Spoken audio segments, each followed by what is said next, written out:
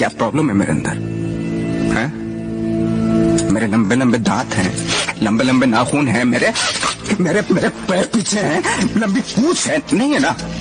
डरने की बात नहीं, लॉजिकल बात कर रहा हूँ।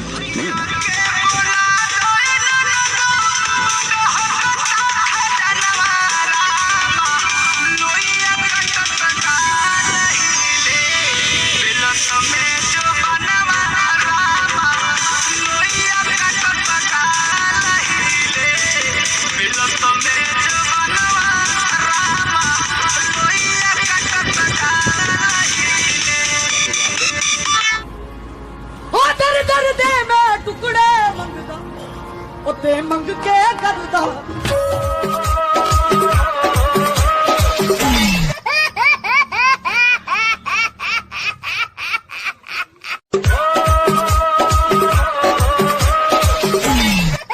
टिकटॉक वाला चट्टा तनी हमरो के बताओ तो हम कई साल के लड़का बनी? हाँ 45 साल लड़का कौन ही हो? बूढ़वा ना चाचा कौन ही है? तो किसिया के लड़का बाक हम ना खेलम।